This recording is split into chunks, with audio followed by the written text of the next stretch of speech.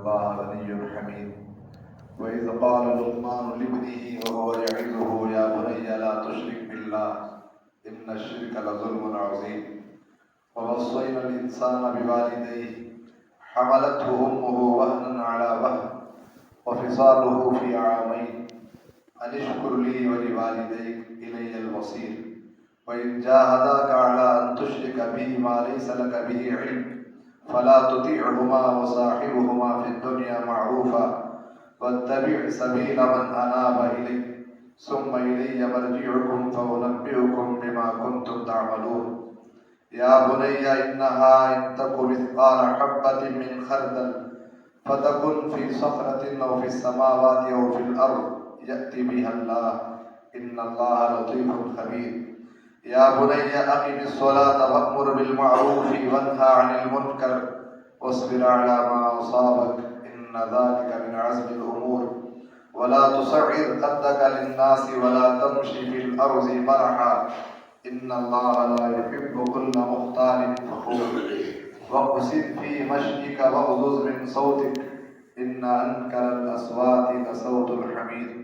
سبحان ربك رب العزة عما يصفون وسلام على المرسلين والحمد لله رب العالمين. اللهم صل على سيدنا محمد وعلى آل سيدنا محمد وبارك وسلم. اللهم صل على سيدنا محمد وعلى آل سيدنا محمد وبارك وسلم. اللهم صل على سيدنا محمد وعلى آل سيدنا محمد وبارك وسلم. محترم حضرات، سورہ لقمان کی کچھ آیتیں آپ حضرات کے سامنے تلاوت کی گئی ہیں. 2-3 مہینوں سے ان آیات کے سلسلے میں کچھ باتیں آپ کی خدمت میں پیش کی جا رہی ہیں. اللہ تعالیٰ نے حضرت لقمان علیہ السلام لقمان رحمۃ اللہ علیہ ایک بہت بڑے اللہ کے ولی تھے، متقی تھے، پرہیزگار تھے. ان کی جو نصیحتیں ہیں ان کو اپنے کلام پاک کے اندر ذکر فرما رہے ہیں. اللہ فرماتے ہیں وَلَقَدْ آتَيْنَا لُقْمَانَ الْحِكْمَةَ، ہم نے لقمان کو حکمت عطا کی، علم عطا کیا، فہم عطا کی، سمجھداری عطا کی، دانائی عطا کی. انشکر للہ، پھر اللہ نے کہا جب ہم نے آپ کو علم عطا کیا، حکمت عطا کی، دانائی عطا کی تو تم اللہ کا شکر ادا کرو. انشکر للہ. وَمَن يَشْكُرْ فَإِنَّمَا يَشْكُرُ لِنَفْسِهِ، اور جو انسان شکر ادا کرتا ہے وہ اپنے فائدے کے لیے شکر کرتا ہے. جو بھی انسان شکر ادا کرے گا اللہ کا، وہ شکر ادا کرنے والے کا اس کا فائدہ ہے، اللہ کا کوئی اس میں فائدہ نہیں ہے. وَمَن كَفَرَ فَإِنَّ اللَّهَ غَنِيٌّ حَمِيدٌ، اور جو انسان اللہ کی ناقدری کرے گا، اللہ کی نعمتوں کی ناقدری کرے گا، ناشکری کرے گا، اللہ فرماتے ہیں فَإِنَّ اللَّهَ غَنِيٌّ حَمِيدٌ، اللہ تو بے نیاز ہے، تمہارے شکر کی اللہ کو کوئی ضرورت نہیں ہے، اور اللہ خود قابل تعریف ہے، حمید. پھر اس کے بعد دوسری آیت کے اندر اللہ تعالیٰ نے لقمان علیہ السلام نے جو نصیحتیں کی، پہلے بھی یہ بات کہی گئی تھی کہ لقمان، یہ بہت سے علماء یہ کہتے ہیں کہ یہ حکیم تھے، نیک انسان تھے، نبی نہیں تھے، پرہیزگار تھے، متقی انسان تھے. وَإِذْ قَالَ لُقْمَانُ لِابْنِهِ وَهُوَ يَعِظُهُ، اس وقت کو یاد کرو جب لقمان اپنے بیٹے کو نصیحت کرتے ہوئے کہا یا بنیا، اے پیارے بیٹے، لا تشرک باللہ، اللہ کے ساتھ شرک نہ کرنا، اللہ کے ساتھ کسی کو شریک نہ کرنا. کیوں؟ ان الشرک لظلم عظیم، اچھی طرح یاد رکھو شرک بہت بڑا ظلم ہے. یہ اللہ فرما رہے ہیں ان الشرک، میں ترجمہ کر رہا ہوں، ان الشرک لظلم عظیم، اچھی طرح یہ بات یاد رکھو شرک بہت بڑا ظلم ہے. یہ نصیحت کی پہلی نصیحت، یا بنیا لا تشرک باللہ، اے پیارے بیٹے اللہ کے ساتھ کسی کو شریک نہ کرنا، کیونکہ شرک بہت بڑا ظلم ہے. اللہ کے ساتھ اللہ کی صفات میں اور اللہ کی ذات میں کسی کو شریک نہ کیا جائے. اللہ کی ذات جیسی کوئی ذات نہیں، لیس کمثلہ شیء، اللہ کے مانند کوئی چیز نہیں، اور اللہ کی صفات جیسی کسی کے پاس صفات نہیں۔ ہم جو کلمہ پڑھتے ہیں لا الہ الا اللہ، دو چیزیں ہیں اس کلمے کے، دو جز ہیں۔ پہلا جو جز ہے لا الہ الا اللہ، اس کے اندر دو باتیں، ایک نفی ہے، انکار ہے، ایک نفی ہے، لا الہ کوئی معبود نہیں، پھر الا اللہ کہہ کر اس بات ہے صرف اللہ ہے۔ اگر کوئی انسان یہ کہے کہ کوئی معبود نہیں، کوئی معبود نہیں، الا اللہ نہ کہے تو انسان مومن نہیں ہے۔ کوئی انسان یہ کہتا ہے کہ کوئی معبود ہے ہی نہیں، نفی کر رہا ہے، اس بات نہیں کرتا، یہ نہیں کہتا کہ اللہ معبود، صرف اللہ معبود ہے، اگر نہیں کہتا تو انسان مومن نہیں ہے۔ اور اگر کوئی انسان یہ کہتا ہے اللہ معبود ہے، اللہ کے علاوہ اور بھی معبود ہے، اللہ کو مانتا ہے، اللہ کو معبود مانتا ہے، لیکن دوسری چیزوں کی معبود ہونے کی نفی نہیں کرتا، وہ بھی مومن ہے۔ نفی بھی چاہیے اور اس بات بھی، تمام معبودوں کی، تمام معبودان باطلہ کی، جتنے معبود لوگوں نے بنا رکھے ہیں، جن کو خدا سمجھ رکھا ہے لوگوں نے، ان سب کی نفی کرے کہ کوئی معبود نہیں، صرف اللہ ہے۔ ایک نفی بھی ہو اور اس بات بھی ہو، تب کلمے کا جز مکمل ہوگا۔ صرف کوئی انسان یہ کہتا ہے کہ کوئی معبود نہیں، کسی کو معبود نہیں مانتا، تو وہ انسان مومن نہیں ہے۔ اور کوئی انسان اللہ کو معبود مانتا ہے اور اللہ کے ساتھ ساتھ کسی اور چیز کو بھی معبود مانتا ہے، وہ انسان بھی مومن ہے۔ یہ کہے کہ کوئی معبود نہیں، صرف اللہ کی ذات ہے، صرف اللہ معبود ہے۔ اب معبود کس کو کہتے ہیں؟ معبود کہتے ہیں روزی دینے والا، معبود کہتے ہیں بیماری دینے والا، معبود کہتے ہیں موت دینے والا، معبود کہتے ہیں خوشی دینے والا، معبود کہتے ہیں غم دینے والا، معبود کہتے ہیں رزق میں بڑھوتری دینے والا، معبود کہتے ہیں رزق کے اندر کمی کرنے والا، معبود کہتے ہیں اولاد دینے والا، معبود کہتے ہیں اولاد کو چھیننے والا، معبود کہتے ہیں لڑکیاں دینے والا، معبود کہتے ہیں لڑکے دینے والا، معبود کہتے ہیں دونوں سے محروم کرنے والا۔ تو اب اس کا مطلب ہے لا الہ، کوئی معبود نہیں، یعنی کوئی خوشی دینے والا نہیں، کوئی غم دینے والا نہیں، کوئی موت دینے والا نہیں، کوئی بیماری دینے والا نہیں، کوئی صحت دینے والا نہیں، کوئی اولاد دینے والا نہیں، کوئی لڑکے دینے والا نہیں، کوئی لڑکیاں دینے والا نہیں، کوئی تجارت میں بڑھوتری دینے والا نہیں، کوئی تجارت کے اندر مال کو کم کرنے والا نہیں، کوئی کھیتی کے اندر اناج اگانے والا کوئی نہیں۔ لا الہ الا اللہ، صرف اللہ۔ بیماری اللہ کی طرف سے، صحت اللہ کی طرف سے، موت اللہ کی طرف سے۔ جب موت کا وقت مقرر ہوگا بالکل اسی وقت میں آئے گی، کسی کے کہنے سے موت نہیں آئے گی۔ کوئی کہہ دے تو مر جاؤ، موت نہیں آئے گی، لکھی ہوئی ہو موت اسی وقت آئے گی۔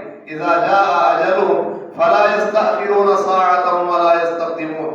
موت جب آتی ہے تو نہ آگے ہوتی ہے نہ پیچھے، اللہ نے جو موت کا وقت مقرر کر رکھا ہے اسی وقت موت آئے گی، اسی وقت موت آئے گی، نہ ایک لمحہ پہلے آ سکتی ہے نہ ایک لمحہ بعد میں آ سکتی ہے۔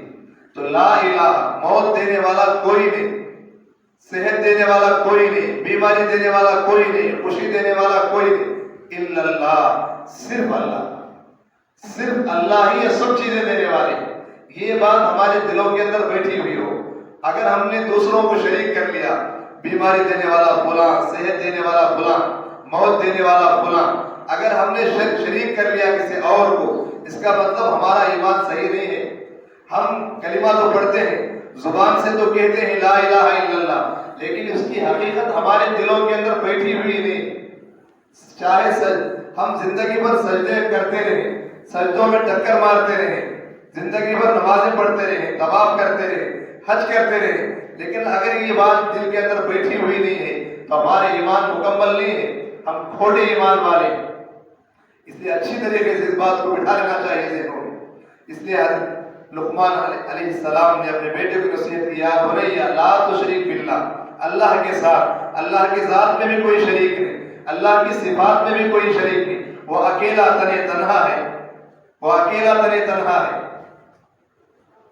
اس بات کو اچھی طرح ذہن میں بٹھا لینا.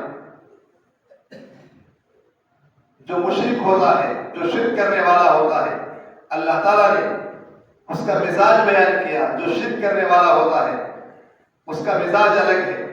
جو موحد ہے، جو مؤمن ہے، ایمان والا ہے، اس کا مزاج الگ ہے. جو مؤمن ہوتا ہے اس کا مزاج ہے، وہ یہ کہتا ہے اللہ ہی، اللہ ہی. اور جو مشرک ہوتا ہے وہ کہتا ہے اللہ بھی، اللہ بھی، اللہ ہی ہے معبود.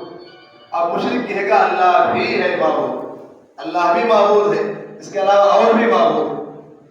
ہم بھی والے نہیں، ہم مؤمن ہیں، موحد ہیں، کلمہ پڑھنے والے ہیں، تو ہم یہ کہیں گے اللہ ہی معبود ہے. بیماری اللہ ہی دیتے ہیں، صحت اللہ ہی دیتے ہیں، موت اللہ ہی دیتے ہیں، اور وقت پر دیتے ہیں. کسی کی کہنے سے نہیں آتی ہے، کسی کی کہنے سے ڈرتی نہیں ہے. تو پہلی نصیحت یہ کہ یا بنیا لا تشرک باللہ ان الشرک لظلم عظیم. اچھی طرح یاد رکھ لو بیٹے، شرک بڑا ظلم ہے. پہلی نصیحت یہ کی.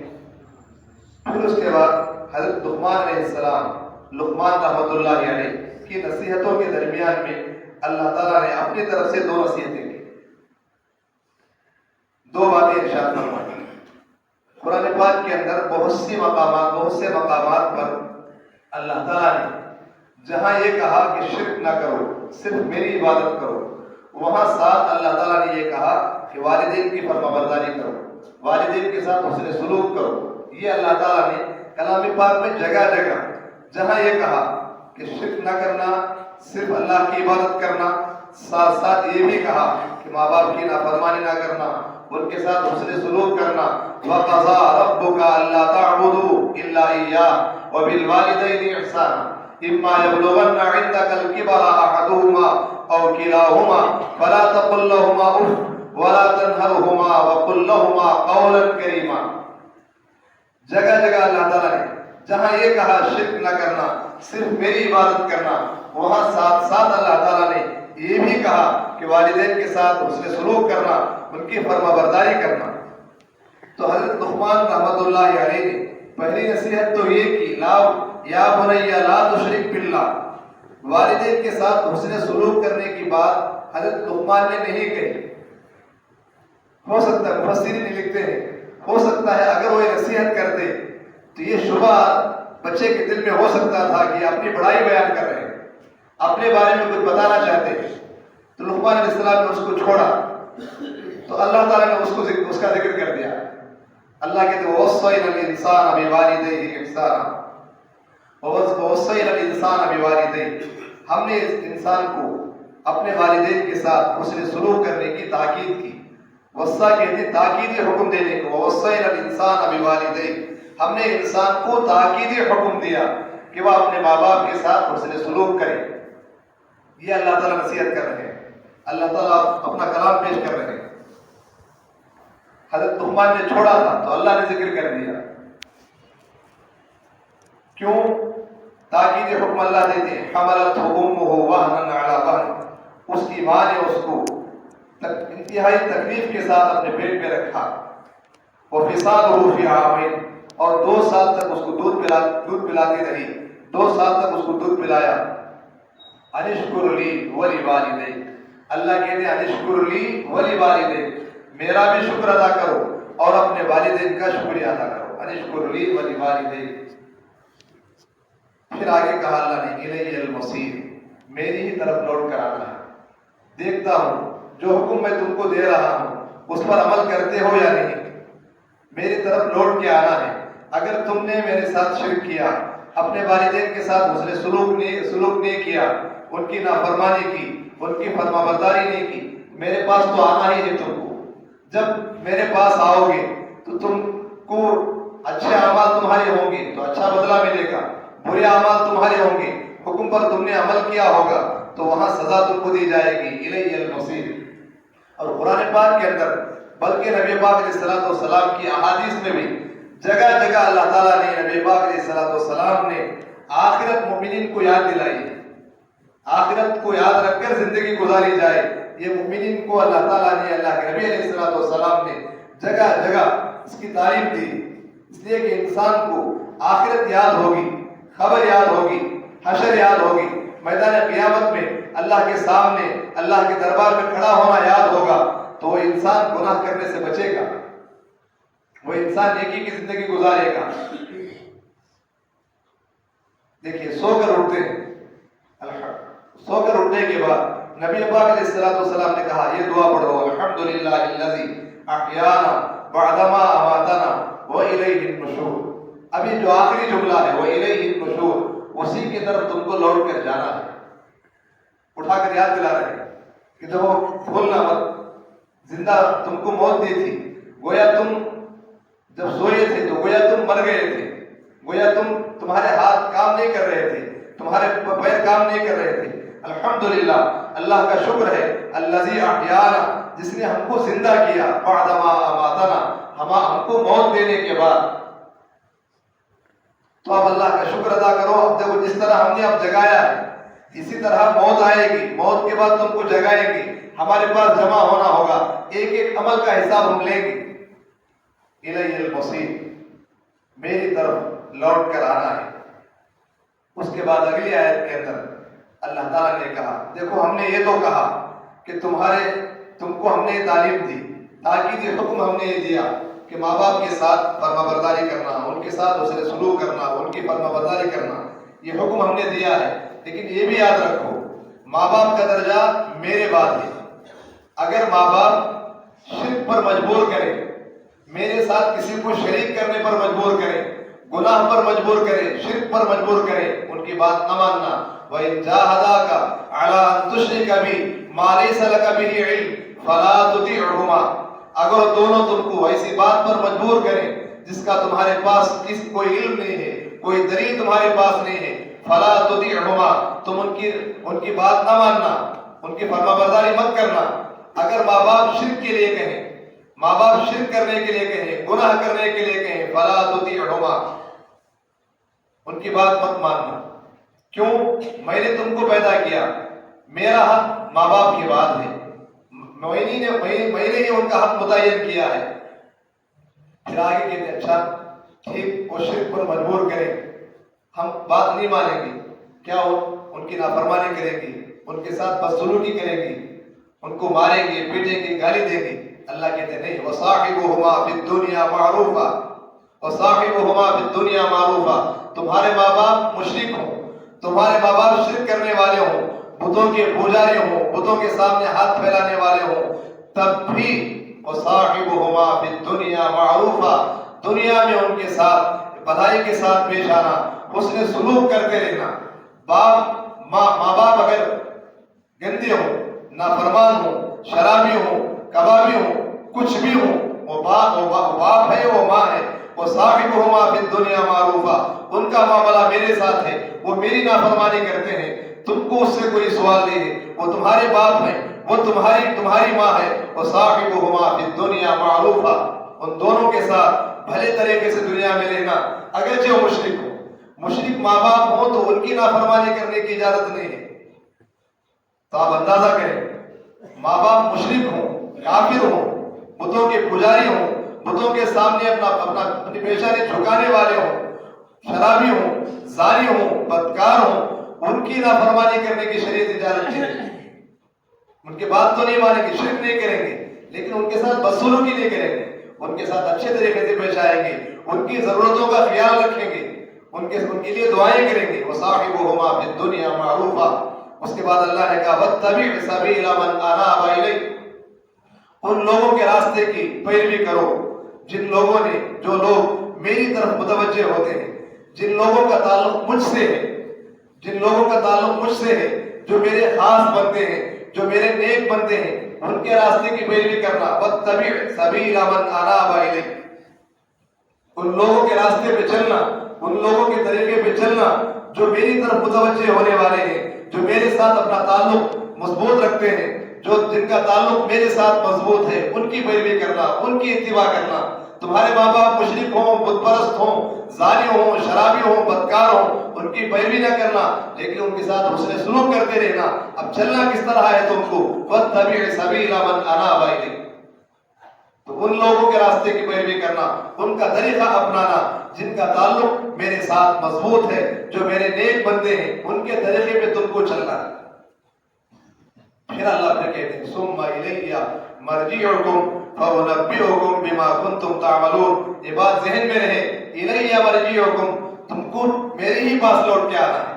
جگہ جگہ قرآن پاک کے اندر جگہ جگہ اللہ یاد دلاتے ہیں ثم الیہ مرجعکم، میرے ہی پاس تم کو لوٹ کے آنا ہے۔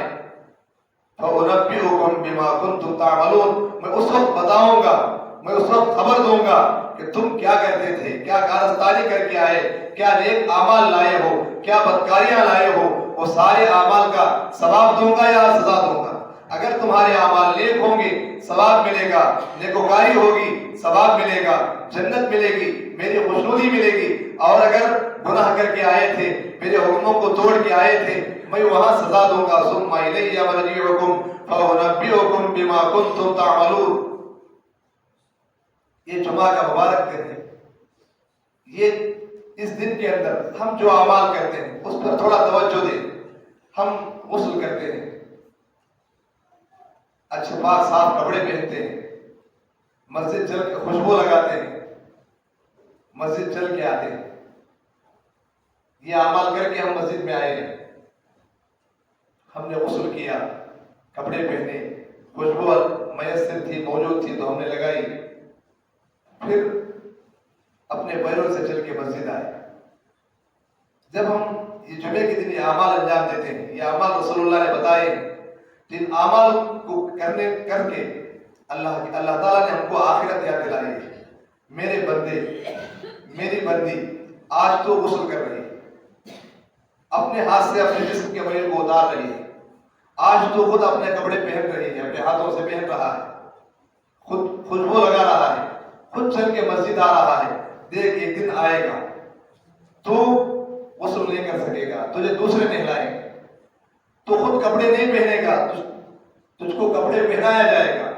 ایک دن آئے گا تو خود خوشبو نہیں لگائے گا، تو خوشبو لگائی جائے گی۔ ایک دن آئے گا تو چل کے خود مسجد نہیں آئے گا، دوسرے اٹھا کر تجھ کو مسجد لائیں گے۔ یہ اعمال جمعے کے دن انجام دلا کر رسول اللہ صلی اللہ علیہ وسلم نے، ہماری شریعت نے آخرت ہم کو یاد دلائی ہے۔ دیکھ لو، آج تم غسل کر رہے ہو، میل صاف کر رہے ہو اپنے ہاتھوں سے، ایک دن وہ بھی آنے والا ہے جس دن تم اپنے ہاتھوں سے غسل نہیں کر سکتے، خود نہیں نہا سکتے۔ آج خود کپڑے پہن رہے ہو، ایک دن آئے گا خود کپڑے نہیں پہن سکتے، ایک دن آئے گا دوسرے کپڑے پہنائیں گے۔ آج تم خود اپنے ہاتھوں سے خوشبو لگا رہے ہو، ایک دن آئے گا تم خود خوشبو نہیں لگا سکتے، دوسرے خوشبو لگائیں گے۔ ایک دن آج تم چل کے مسجد آ رہے ہو، ایک دن آئے گا تم خود چل کر نہیں آ سکتے، تم کو اٹھا کر لایا جائے گا۔ میرے بندوں، میری بندیوں، جب جمعہ کا مبارک دن آئے یہ اعمال انجام دو تو اپنی آخرت کو یاد کرو، اپنی موت کو یاد کرو، اپنے قبر کو یاد کرو، اپنے کفن کو یاد کرو، اپنے جنازے کو یاد کرو، لوگوں کے کندھوں پر آنا یاد کرو۔ یہ اللہ تعالیٰ نے یاد دلانے کے لیے ہماری شریعت کے اندر اعمال رکھے گئے ہیں۔ گویا ہر جمعہ ہم کو موت یاد دلا رہے ہیں، آخرت یاد دلا رہے ہیں کہ موت کو یاد رکھ کر، آخرت کو یاد رکھ کر، پتہ نہیں کب کس کا وقت آ جائے، کیا پتہ ہے، وہ اللہ ہی جانتے ہیں۔ آ تو گئے ہیں ہم، جانا یقینی ہے، آ تو گئے ہیں، جانا یقینی ہے، لیکن کب جائیں گے پتہ نہیں۔ اس لیے اس بات کی نیت کریں، اس بات کا عہد کریں، اس بات کا ارادہ کریں کہ ہم جائیں گے اللہ کے ولی بن کر۔ آپ پیدا تو ہو گئے، مرنا یقینی ہے، ایسے حال میں مریں کہ اللہ کے ولی ہوں، اللہ کے مقبول بندے ہوں، ہماری موت آئی ہو، فرشتے انتظار کر رہے ہوں، فرشتے خوشبوئیں لے کر آئے ہوں، اللہ کی طرف سے آواز آ رہی ہو، یا ایتھا النفس المطمئنہ ارجعی الی ربک راضیۃ مرضیہ فادخلی فی عبادی وادخلی جنتی۔ اے نفس مطمئنہ آجا، تیرا رب تجھ سے راضی، تو تیرے رب سے راضی، آجا میرے نیک بندوں میں داخل ہو جا، میری جنت میں داخل ہو جا۔ ایسی صدائیں، ایسی ندائیں اللہ کی طرف سے دی جا رہی ہوں، ایسی اچھی موت ہم سب کو آئے۔ دنیا والے تو یہ کہتے ہیں اچھا جیو، اچھا جیو، آپ شریعت یہ کہتی ہے جیو اچھا لیکن سب سے اچھا مرو، موت اچھی آئے۔ سب سے بہترین بات یہ ہے آدمی کچھ کھا لیا، ایک دن بھوکا رہ گیا، کچھ بیماری آ گئی، کچھ پریشانی آ گئی، یہ بیماریاں پریشانیاں یہ بھوک یہ پریشانیاں سب ختم ہو جائیں گی اگر ہم نے اچھے اعمال لے کر گئے تو پھر مزے ہی مزے ہیں۔ آدمی یہاں کی ساری پریشانیاں بھول جائے گا صرف ایک نعمت کو دیکھ کر، وہاں کی ایک ایک نعمتوں کی تصور، ایک ایک نعمتوں کا تصور کر کے یہاں کی ساری پریشانیاں بھول جائے گا۔ اس لیے میرے بھائیوں میں بھی ارادہ کرتا ہوں، آپ بھی ارادہ کریں، جب ہم غسل کریں تو اپنی موت کو یاد کریں۔ آپ یہ سوچیں گے موت کو یاد کریں تو کہیں ہمارا انتقال تو نہ ہو جائے۔ موت کو یاد کرنے سے انتقال نہیں ہوتا ہے ہمارا۔ ہم روزانہ دعا پڑھتے ہیں الحمدللہ الذی احیانا بعد ما اماتنا والیہ النشور، کبھی بھی نہیں آتا۔ ہم مؤمن ہیں، مرتے تبھی ہیں جب اللہ نے فیصلہ کر رکھا، جب لکھا ہے اللہ نے تبھی موت آئے گی، اس سے پہلے بالکل نہیں آ سکتی، کبھی بھی نہیں آ سکتی۔ کوئی بھی انسان کتنی زور لگا لے، پوری دنیا مخالف ہو جائے، حضرت مفتی تقی عثمانی صاحب دامت برکاتہ کار میں جا رہے ہیں، سامنے سے شوٹ کر رہے ہیں، گولی چلا برسا رہے ہیں، حضرت کے کندھے کے اوپر سے جا رہی ہے، بازو سے جا رہی ہے، یہ ایک گولی نہیں لگی، اور حضرت نے فرمایا میں نے دعا پڑھ رکھی تھی، دعا یا رس ایک دعا ہے، بسم اللہ علی نفسی و دینی بسم اللہ علی اہلی۔ حضرت نے کہا اس دعا کی وجہ سے اللہ تعالیٰ حفاظت فرما دے۔ اور ایک آدمی انہی کا واقعہ ہے، سامنے آ گیا، ہتھیار لے کر آیا، قتل کرنے کے لیے سامنے آیا ہے، ملاقات کے لیے۔ اب ہاتھ اٹھایا ہے، کسی نے ہاتھ پکڑ لیا، بس اس کو پکڑ کے موت اگر لکھی ہو تو آدمی گھر بیٹھے بیٹھے مر جائے گا، اگر موت نہ لکھی ہو، میدان جنگ میں جائے، جہاد میں جائے، کفار کے درمیان گھس جائے، تب بھی موت نہیں آئے۔ حضرت خالد بن ولید رضی اللہ تعالیٰ عنہ وہ یہ چاہتے تھے، ان کی یہ تمنا تھی کہ میں میدان جنگ میں جاؤں، میں شہید ہو جاؤں، لیکن ان کی تمنا پوری نہیں ہوئی، گھس جاتے تھے، کافروں کے بیچوں بیچ گھس جاتے تھے، کئی تلواریں ٹوٹ جاتی تھی ان کی شہید جہاد کرتے کرتے، لیکن ان کی موت جہاد میں نہیں آئی، بستر پہ آئی۔ وہ افسوس کرتے تھے میری موت بستر پہ آ رہی، میں مجاہد ہوں، میری موت تو جہاد میں آنا چاہیے، شہید ہو جانا چاہیے تھا اللہ کے راستے میں۔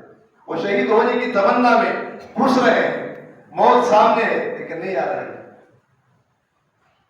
تو ہم سب کا یہ یقین ہونا چاہیے، اس لیے یہ ارادہ کریں کہ جب بھی ہم غسل کریں تو ہم اپنی موت کو یاد کریں، اے اللہ آج میں نہا رہا ہوں، اپنے جسم کے میل کو اتار رہا ہوں، ایک دن آئے گا اے پاک پروردگار میں نہیں نہا سکتا، مجھے کوئی اور نہلائے گی، اے اللہ آج میں کپڑے پہن رہا ہوں، ایک دن آئے گا میں کپڑے نہیں پہن سکتا، دوسرے کپڑے پہنائیں گے، اے اللہ آج میں خوشبو لگا رہا ہوں، ایک دن آئے گا میں اپنے ہاتھوں سے خوشبو نہیں لگا سکتا، اے اللہ آج میں خود چل کے مسجد آ رہا ہوں، اے اللہ ایک دن آئے گا کہ میں خود چل کر نہیں آ سکتا، لوگ مجھے اٹھا کر لائیں گے، پاک پروردگار اس وقت کے آنے سے پہلے پہلے مجھے اپنے ولیوں میں شامل فرما دیجیے، مجھے اپنے نیک بندوں میں شامل فرما دیجیے، میں دنیا سے جاؤں تو مجھے خوشی ہو اور دنیا والوں کو غم ہو کہ اتنا نیک بندہ دنیا سے چلا گیا، ایسی زندگی گزارو۔ ہم سب ارادہ کریں گے انشاءاللہ، اللہ تعالیٰ سے دعا فرمائیں، اللہ تعالیٰ ہم سب کو اپنے نیک بندوں میں شامل فرمائے، اپنے مقرر بندوں میں شامل فرمائے، اپنے ولیوں میں شامل فرمائے۔ آمین۔